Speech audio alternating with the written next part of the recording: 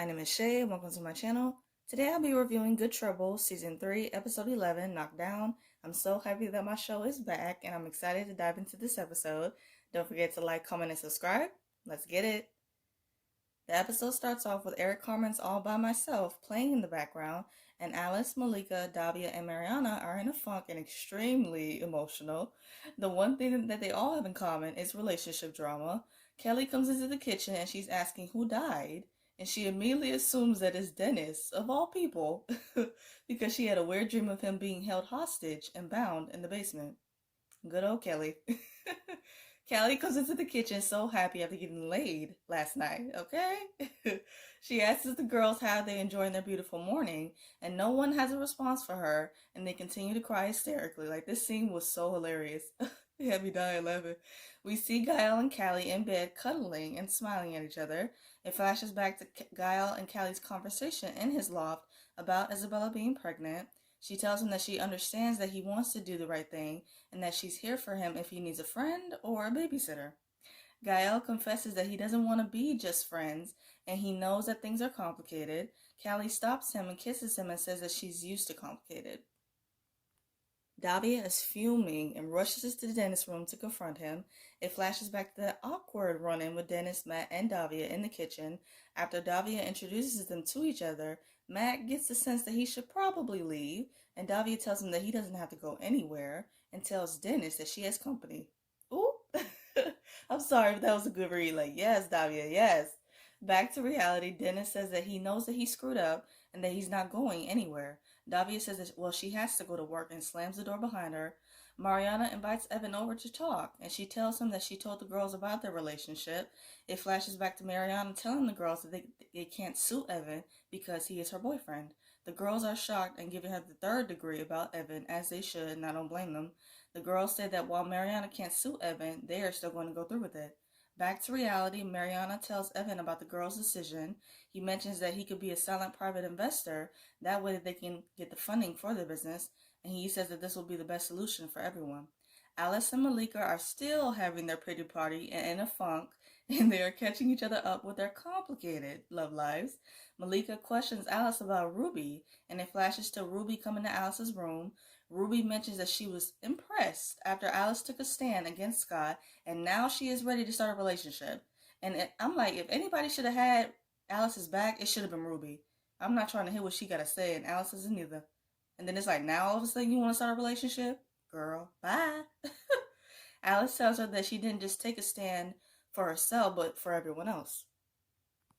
She tells Ruby that she can't be in a relationship with someone who doesn't have her back when nothing is at stake. And I'm like, you better tell it, Alice Kwan.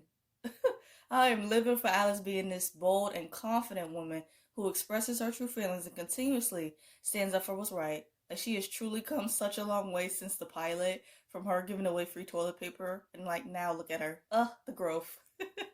It's beautiful to watch, honestly.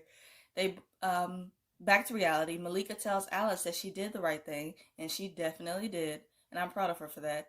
They both agree that it's too early to drink, but they can definitely indulge in some edibles. Callie comes into work and Tony asks her about what the FBI has on Kathleen. It flashes to Callie and Kathleen in her office. Kathleen says that her client, Albert Chen, had a source in the FBI who said that his wife Denise was planning to testify against him, and he wasn't going to let that happen. She says that Denise was tipped off and then she took off. She says that she couldn't trust the FBI because there was a crooked one working, and that they would have known that she went to the client, possibly putting her own life in danger. Callie questions her if she's been charged, and Kathleen replies that they don't have any proof that she did anything wrong and that they are just trying to scare her into talking. Kathleen questions her why she hired her as her lawyer, and she says that she trusts her. Kathleen comes into work and she lets the group know that they need to convince the jury that it was an accident and not a murder to get their client off. Isabella is hearing the baby's heartbeat with Gael. The group is going over the evidence and possibly getting the prints off of the rock from the crime scene. In the middle of them going over this information, 2 FBI agents come over to ask Kathleen some more questions about her involvement in the disappearance case. It flashes back to Callie and Kathleen's conversation, and Callie asks if they need to tell Rowan and Tony that she is representing her. Kathleen says that they don't ever have to know, and back to reality, Kathleen says that she will need her lawyer present and calls on Callie. Like, so much for them not having to know, right? And Rowan and Tony, they look dumbfounded. Like, it was funny. Back at the doctor's office, the nurse is asking Isabella if this is her first pregnancy, and she agrees. It flashes to Callie telling Gale that while she doesn't want to interfere, but suggests that he ask for a paternity test, and I completely agree. Gale says that he's weary of bringing it up and asking her, and Callie tells him that he has a right to know. Back to reality, Isabella brings up the paternity test, and the nurse tells her that it's possible through a blood test and that it costs $1,700. The nurse gives Isabella a sonogram and she leaves. He asks if they can split the cost for the test, and Isabella says that her parents cut her off because she refused to have an abortion and that she's on her own. The nurse comes back into the room with a couple of more questions for Isabella and asks her about her home address, and Isabella says that she's staying at a motel. The nurse asks for an emergency contact, and Isabella says that she doesn't have one, and Gale writes his name down. And I'm sorry, but it just feels like they just want us to forget about all the stuff that Isabella has done in the past. Like, all of that's supposed to go out of the window, and then now all of a sudden we're supposed to like her and be happy for her because she's pregnant. I don't think so. And it's like, maybe, and I mean a strong maybe, if we see that she's truly changed, then maybe I'll give her a chance, but right now I'm not here for it. Kathleen, Callie, and the two FBI agents are in her office. The male agent is asking all of the questions, and Kathleen wonders if the female agent he's working with gets annoyed by him talking so much. Kathleen, like, now is not the time for you to be making shady comments when you are literally being investigated by the FBI. Like, you might want to be quiet. Callie tells them that until they charge Kathleen with a crime, she will not be doing any more interviews, and if they show up again unannounced, she will file a complaint. They get up to leave, and there's this funny moment of the male agent and the female agent literally talking at the same time, and then she just looks at him just so annoyed and disgusted. It was funny. The female agent says that if she's not still working with Albert Chen, then why is she representing his nephew?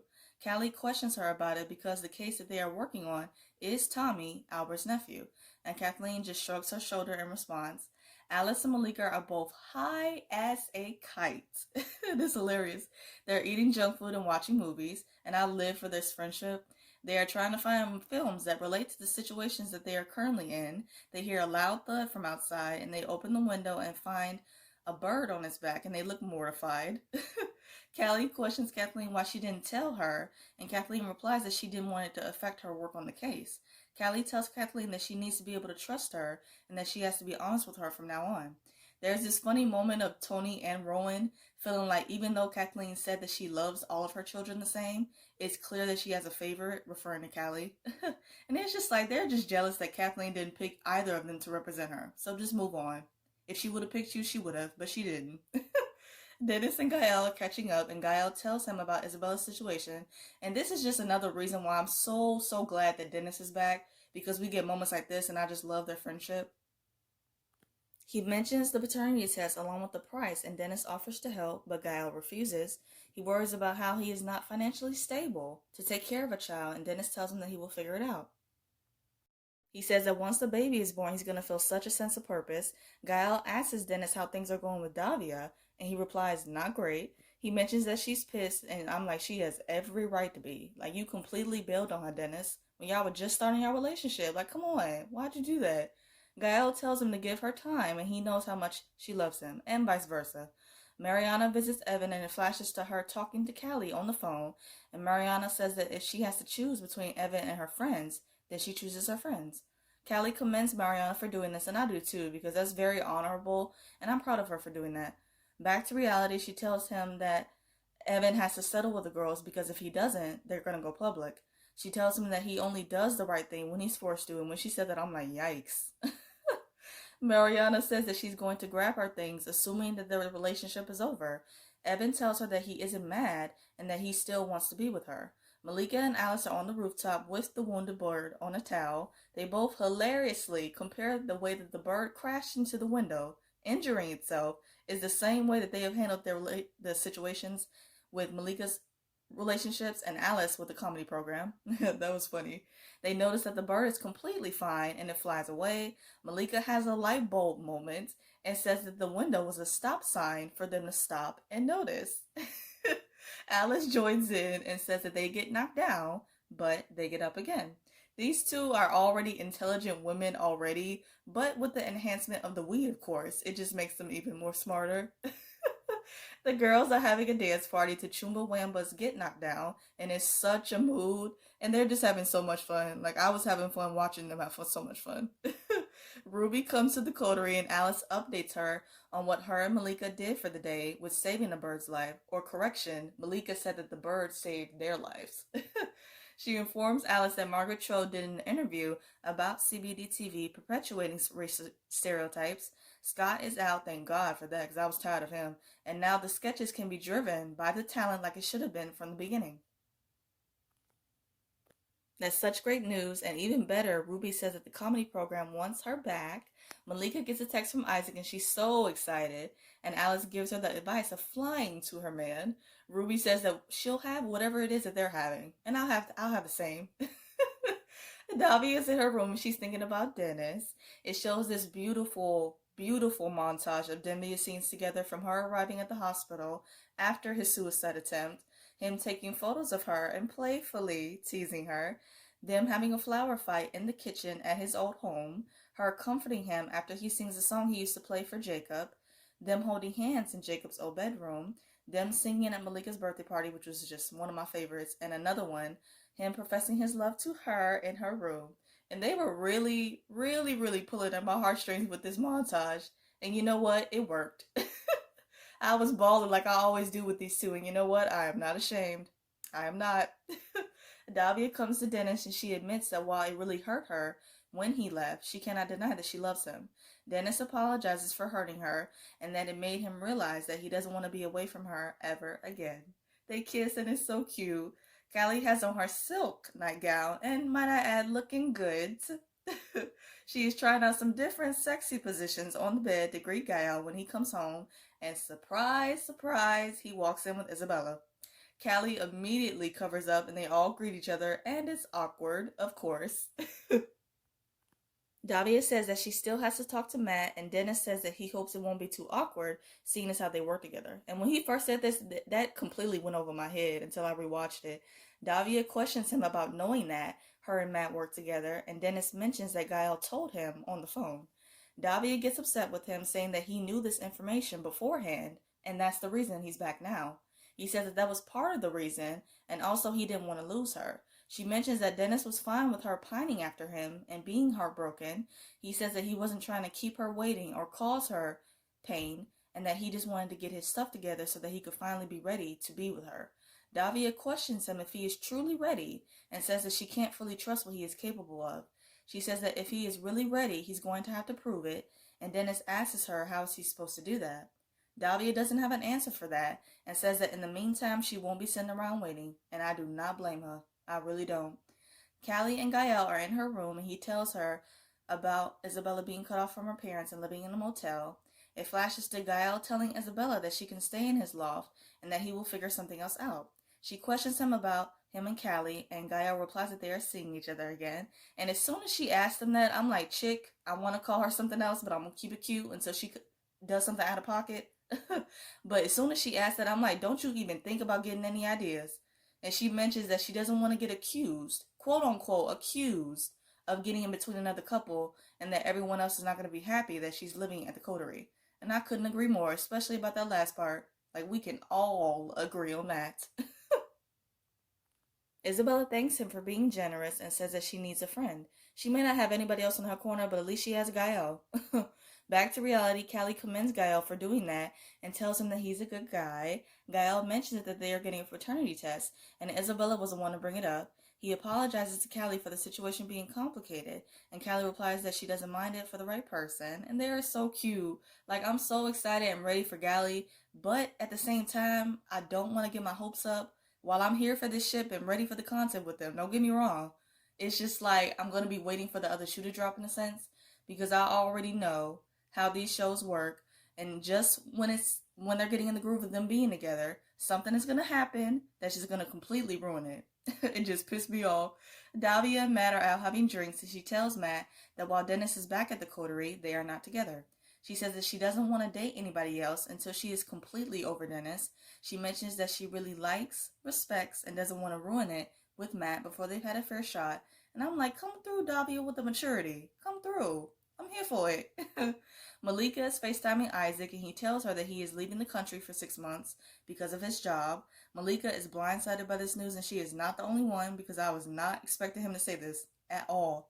He says that he needs time to process everything, and that the time apart seems like the right thing for them.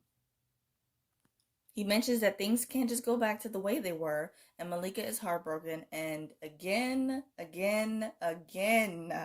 they just had to ruin this beautiful and stable black couple, and I will never understand it.